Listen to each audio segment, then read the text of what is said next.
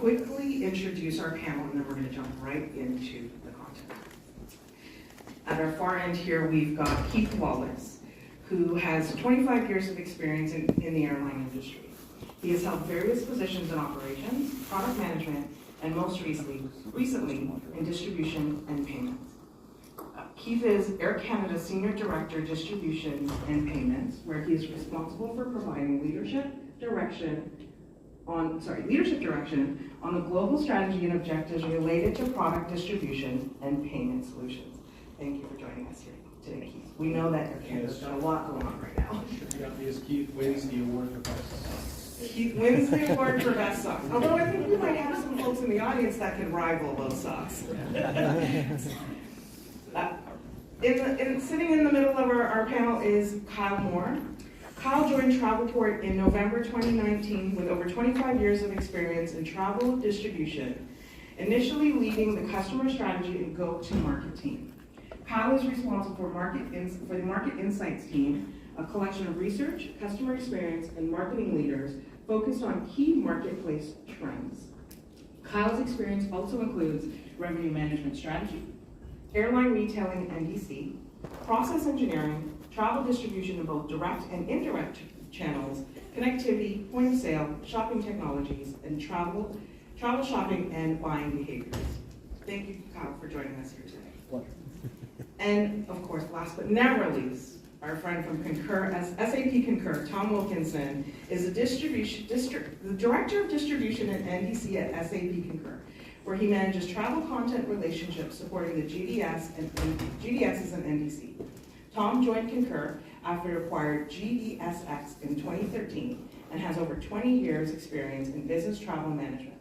Tom is active in GBTA, is on the GBTA Technology Committee, and lives in Ewing, New Jersey, and is an active Philadelphia Business Travel Association member.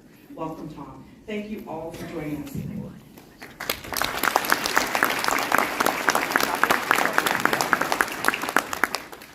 All right, let's get started. I should take my clicker out. All righty. So, we've all been hearing about NDC for a long time. It's coming. Well, we all now know it's here, right? We've seen announcements in the US with American Airlines that have affected some of us. We've recently seen an announcement here with Air Canada. But this has been in development for a very long time. And some of us have been staying in touch. They were piloting NDC in Europe long before the pandemic started.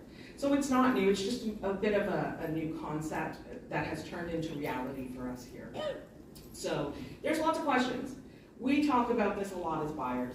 We spent 40 minutes on it in the Buyer Direct Talk yesterday morning, talking about NDC and how we're going to get through a lot of change. There's a lot of change coming for us, not just as buyers, but the entire value chain, right? The TMCs, the technologies, there's a lot of change coming for us. So I'm gonna start by doing a bit of a survey. I'm gonna throw some terms out. I want a show of hands if you've heard of the term. Okay, and then I'm going to ask for a second show of hands if you know what it means. So the first one is airline retailing. Show of hands if you've heard of it. Do you know what it means? One order. Have you heard the term one order? Do you know what it means? Okay, so better.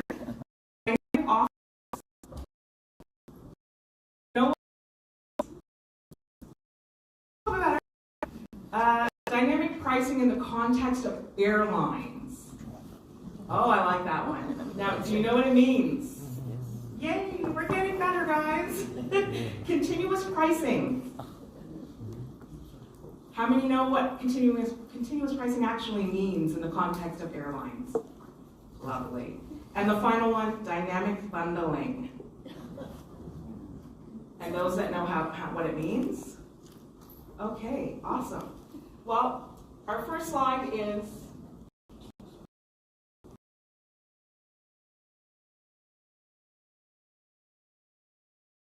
the IATA website.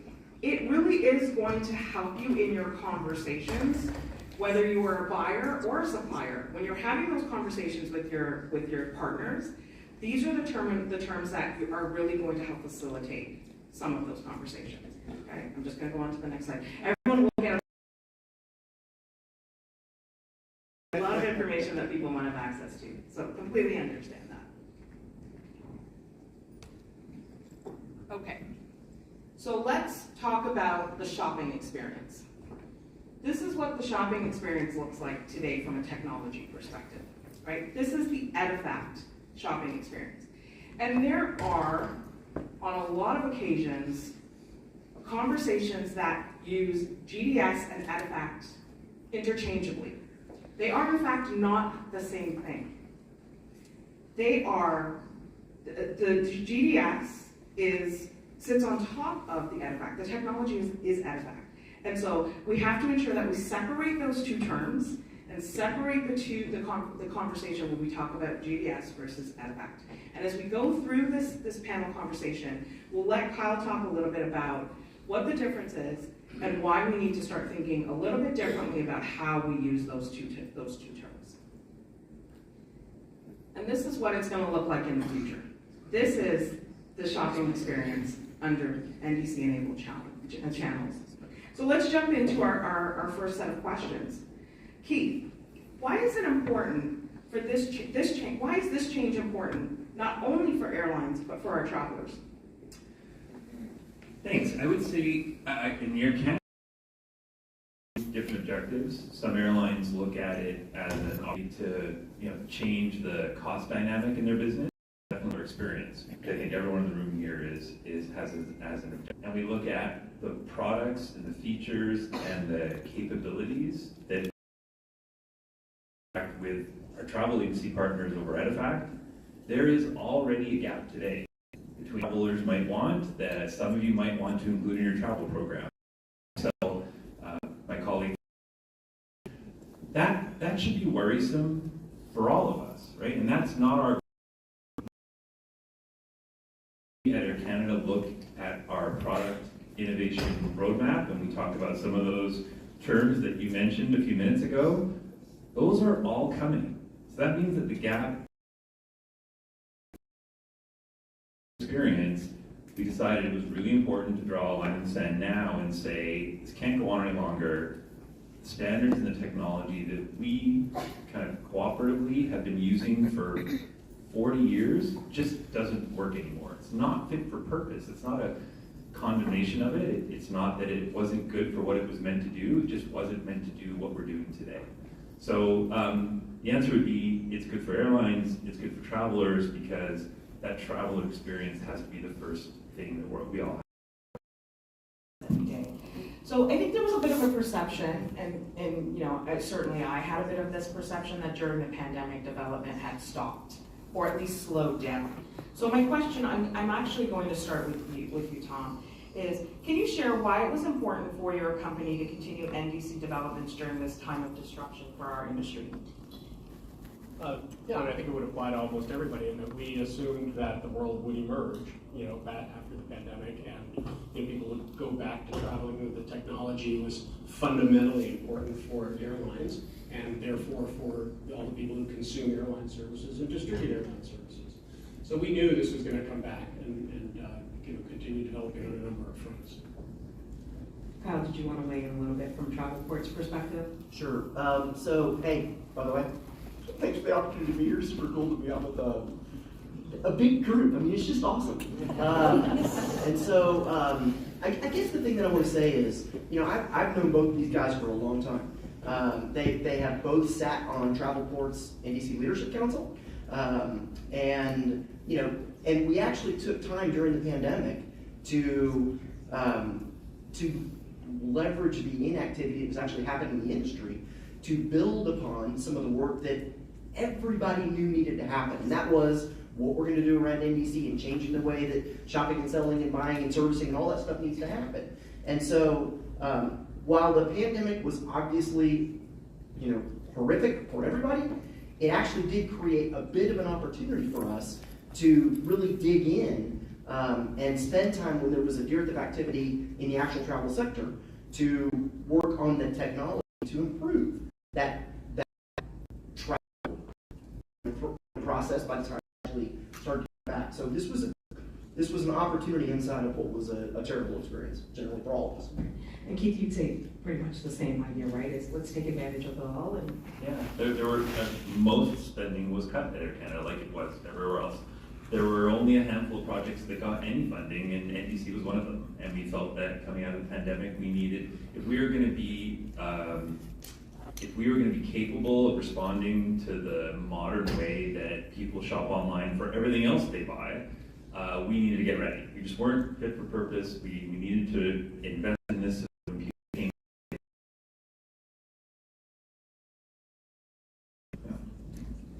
So we have questions, many questions.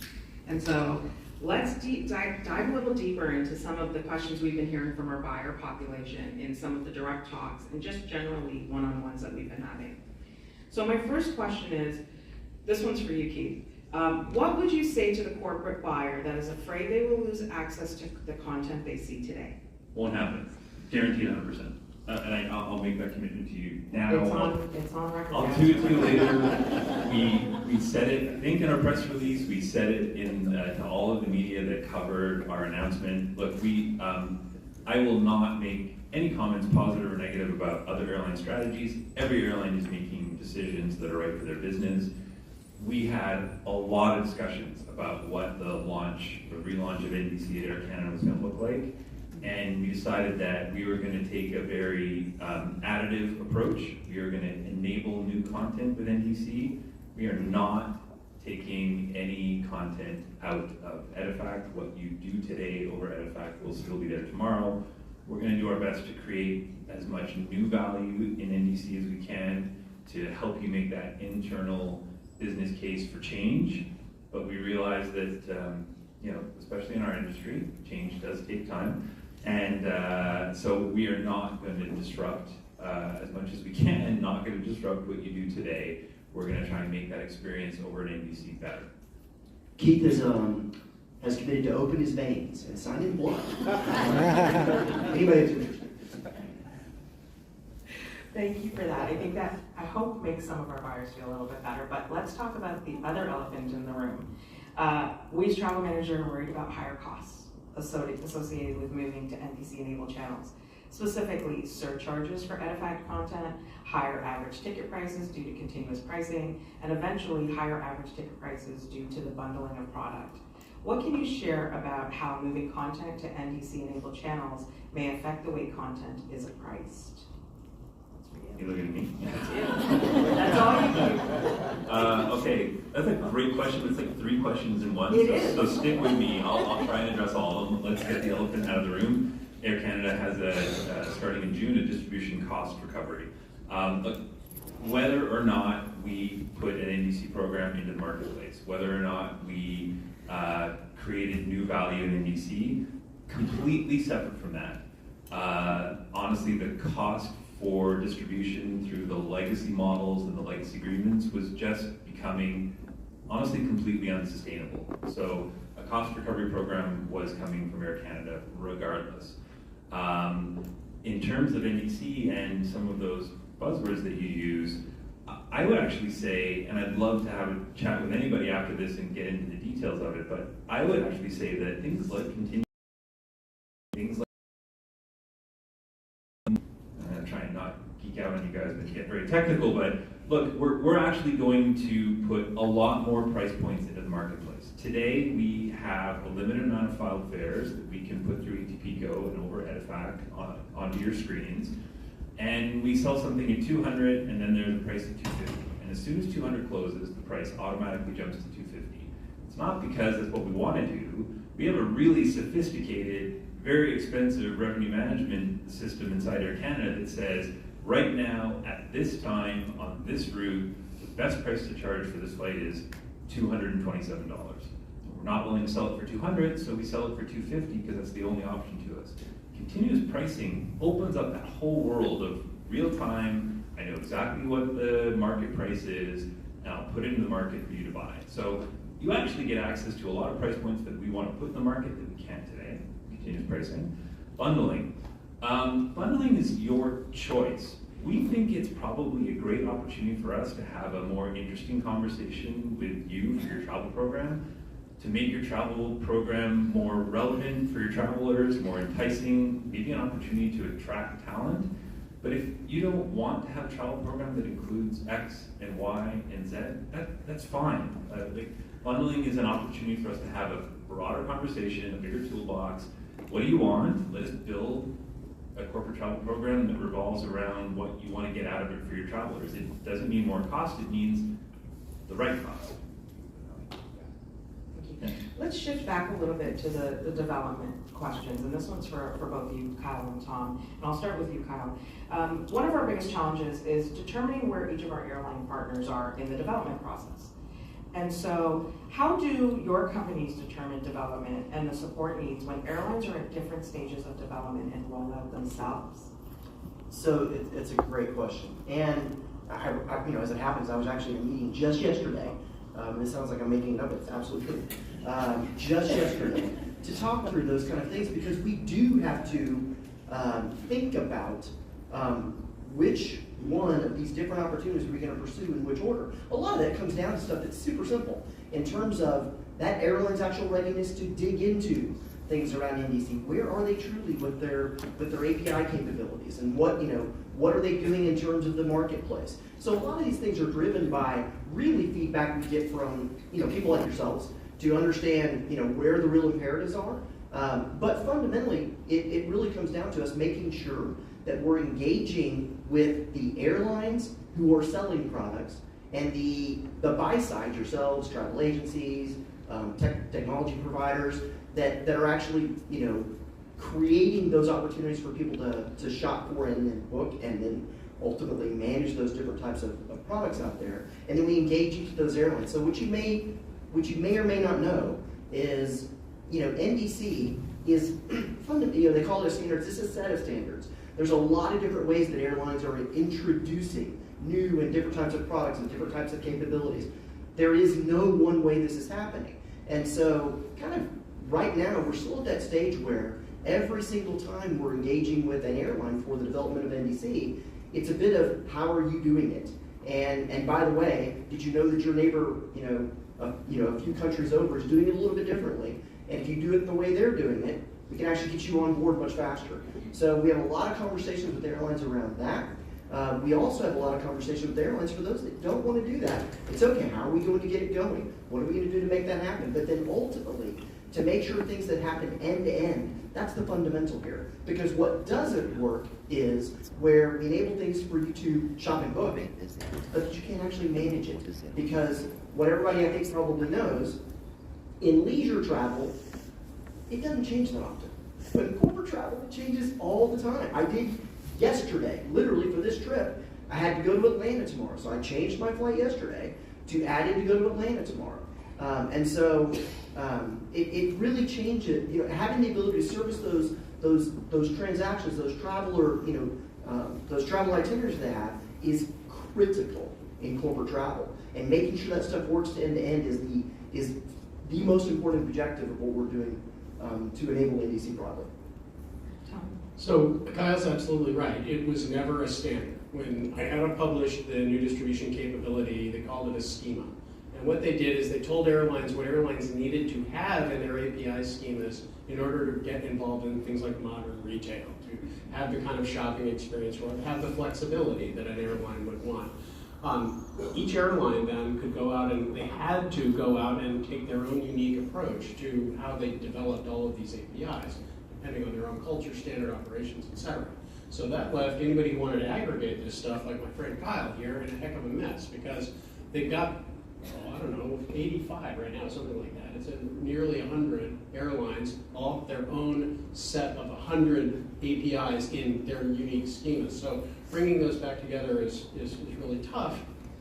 We, during the pandemic, all that work we were doing was a lot of it was talking to the GDSs about the work they're doing. We're not aggregators, we need aggregators. And we would go to each GDS and during, a couple times a year and say, okay, I need a list of airlines and I need a list of APIs. And that list has been growing out at all three of the GDSs over the last number of years, and now a number of them are getting pretty darn close on a couple of airlines to having a decent set of APIs, but not all airlines. NDC is not a thing, right? You can't go connect to NDC unless it's fully aggravated and absolutely comprehensive, and it's not, right? So there's just a bunch of complexity in tying all of these loose ends together that all of us are having to work with from our own unique perspectives. I'm gonna stay with you on the next question here, Tom, and this is about travel policy. We know that policies are fundamental components of helping us manage our costs as buyers. And there's an expectation that we set for our travelers on what they can and cannot do. So what mechanisms, particularly in the OBT, because that's where a lot of us build our policies to try and help manage those expectations and those costs, what mechanisms can travel managers expect that will allow us to continue to maintain some of that control over the content that's available to our travelers?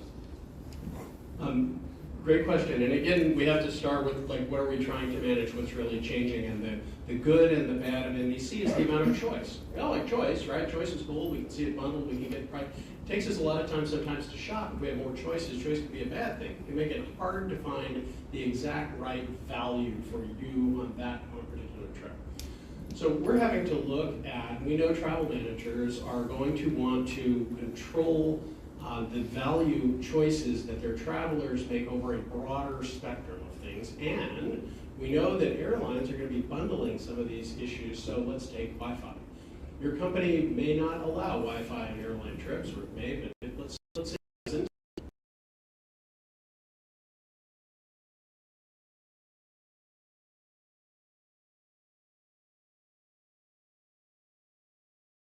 Point. Those are the kinds of complexities that are going to be happening with all the bundling and modern retailing that we are going to experience and need to learn to manage.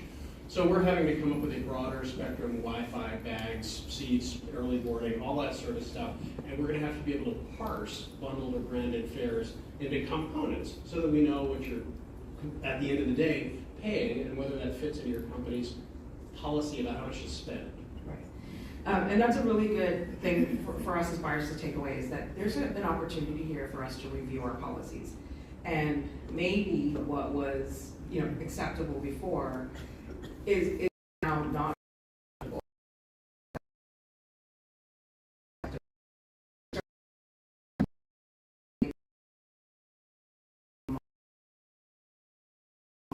So one last question on this topic, and I'm going to throw this one at Keith.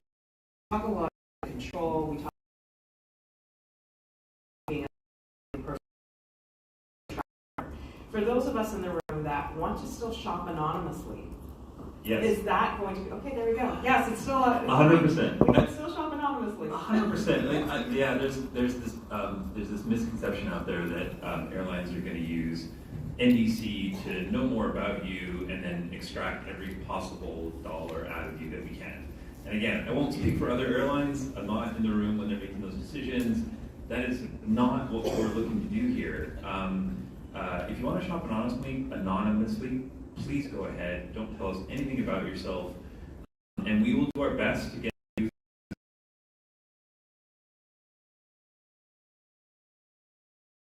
I think it opens up the conversation, and we can say, I actually, every now and then Air Canada lets me out into the world to speak to people, and I speak to some corporate travel managers, and I'm starting to get the sense that travel programs are changing a little bit, and they're not all about controlling cost, and they're actually starting to be a little bit more about talent acquisition and talent retention. If I don't have a good travel program, competition for resources are so high, and someone's going to go down the street to someone who has a better travel program. Let us help you with that. Let's not have a conversation about what's your market share going to be and how much of a discount we're going to give you. What do you want your travel issues to go for?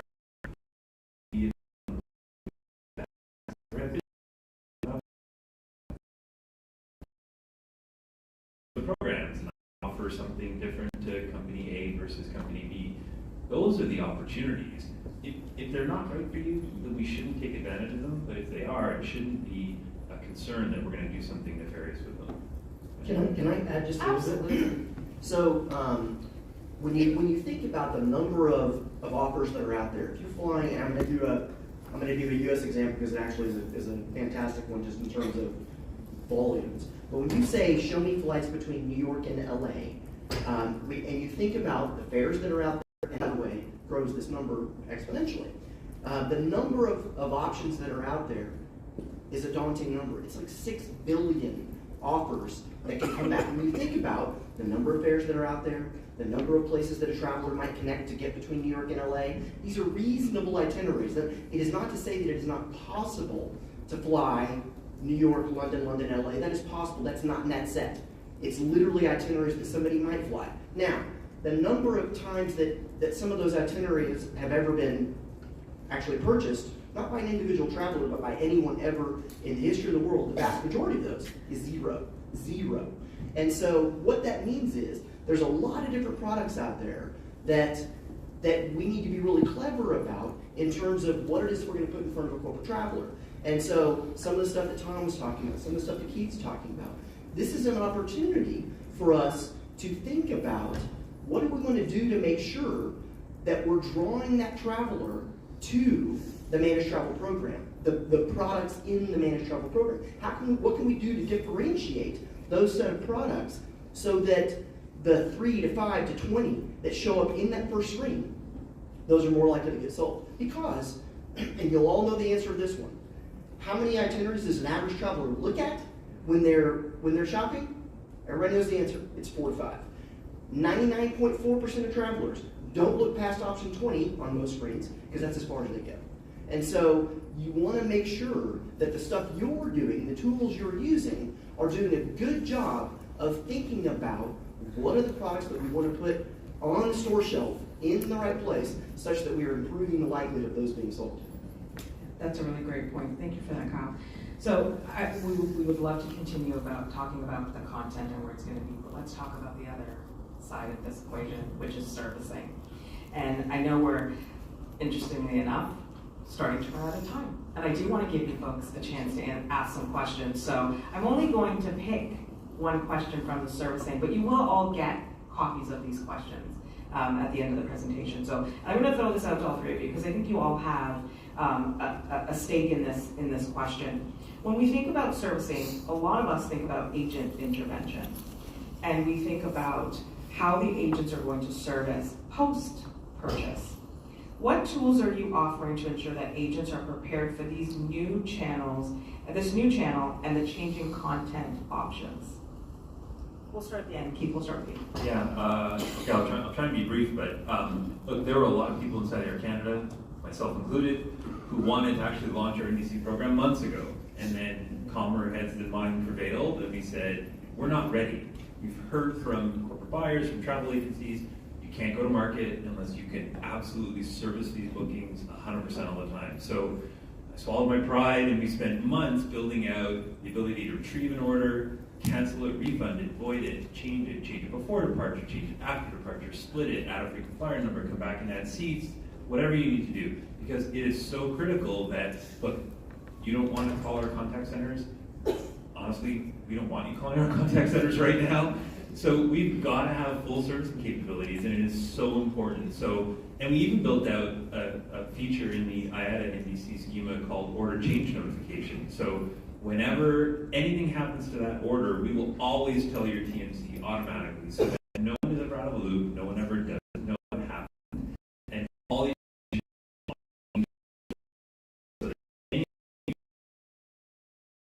how to help you.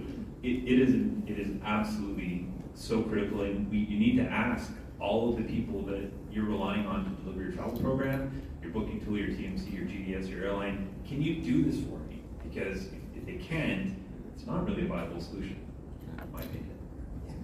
Great, and how I'm going to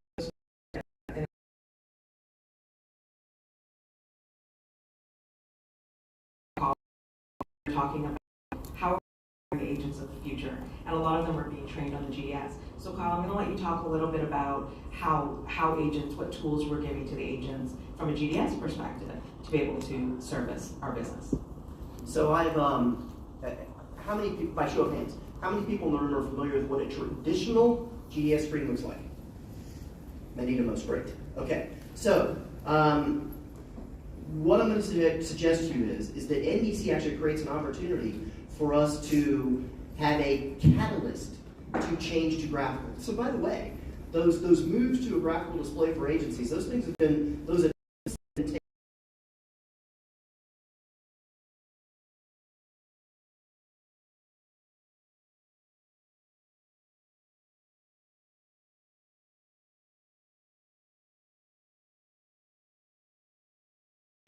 those offers now being more, more thoughtful and frankly just more complex than they used to be. When you have to think about what a bundle is, that makes things more complicated. NDC is that opportunity for us to wrap the intelligence that happens with the graphical display into how we can better service and support corporate travelers, thoughtful of the differences of the different itineraries that are out there. When you think about what is that right bundle across that 6 billion, getting to the one that does matter the most, that means that when there's a change, you need to understand what the that, and that is what we are pushing into, candidly, the travel agency environment. In some cases, with readily accepting it. In some cases, it's, okay, I've got to get there. But there is a recognition that they need to get there for that. Say a quick word. Yeah, of course. So obviously, as an online booking tool, we're not really concerned with the agent servicing, but the complexity that Keith described in terms of the servicing aspects of any kind of NDC delivery, and we connect to the API component, is super complicated. And so servicing is one of the big distinctions. Remember a minute or two ago I said there isn't an NDC is not a thing, it's not one thing. Well, it's a key break point right there, is that the servicing, you may be able to shop, book, purchase, pay, but you can't service. And so we're saying, we're taking a position in the industry that if there's no servicing APIs, then there is no NDC availability. And that's the kind of nuance that I think as buyers you need to understand when you're talking to your suppliers and your intermediaries about acquiring NDC content. And this is something that we as an industry are learning. So when we first started introducing NDC, there's an Asian airline that didn't even have the ability to make a change as part of its API. You had to pick up the phone and call. Well, nobody wanted to book the product because that creates a downline service problem that nobody wants to engage with. And so we have learned as an industry around that these things are just massively critical to get right. Yeah, that's great. So we're not ending the conversation on servicing because you will have the chance to ask your questions, but I just want to move really quickly to this map. It's a little bit of a complicated map here, and I've been showing this map thinking I knew what I was talking about.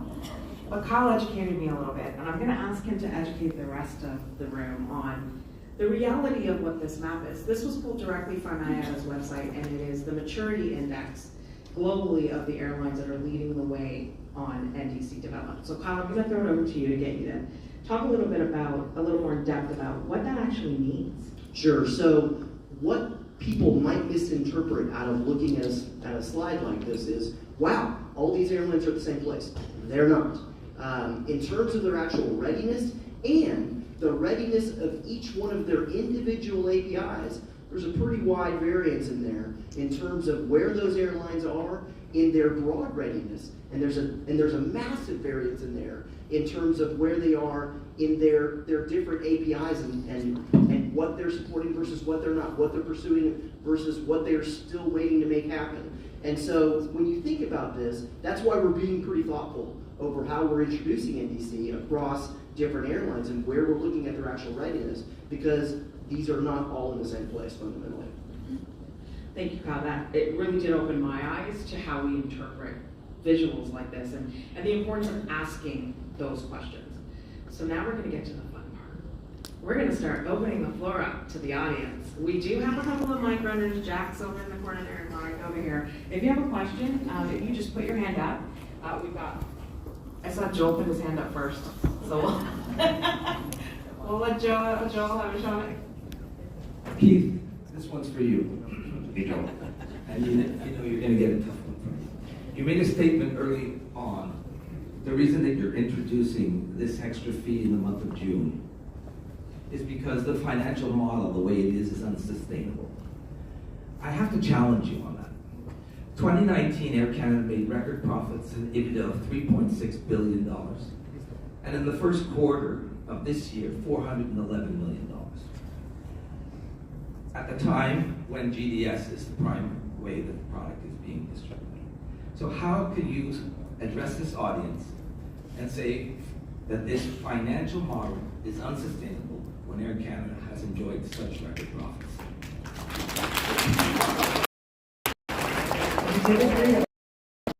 That's a totally fair question. I won't comment on the profits. We actually lost a bit of money in the first quarter. We had revenues, but not profits.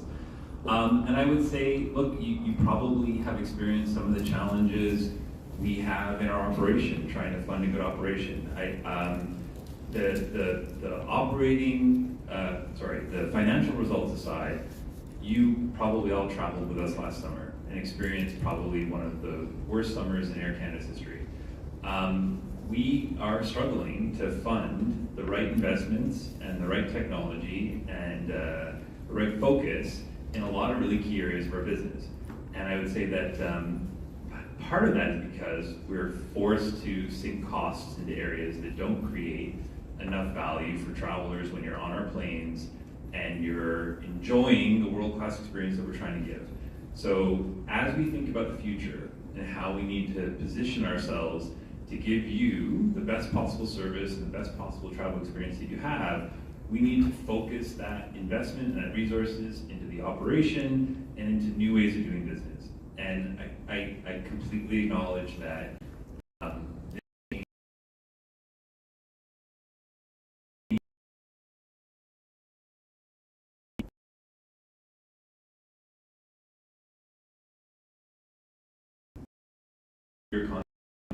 but honestly, as we look to the future, we just couldn't keep going down this path anymore. We had to make a change. Yeah.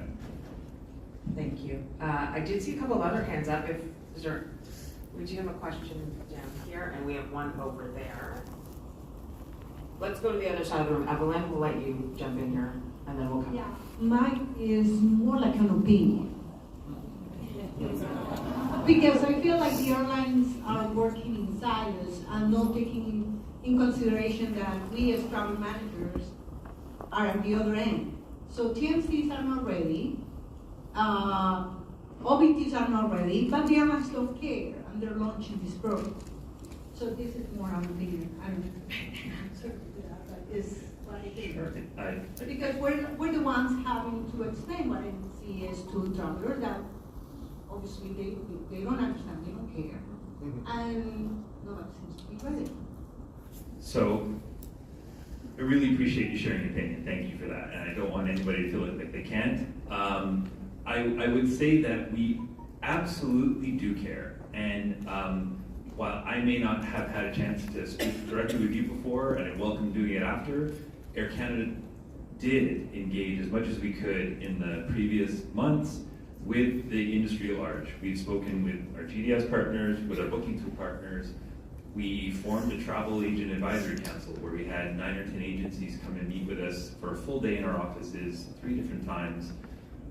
We've spoken with some of our corporate partners as well, trying to get informed about what the path we were on meant and how we needed to adjust it. And I would say that although not everybody is going to be super happy with the way the program has been rolled out, it changed dramatically in its rollout from what we had planned 3 or 4 months ago, specifically because of feedback.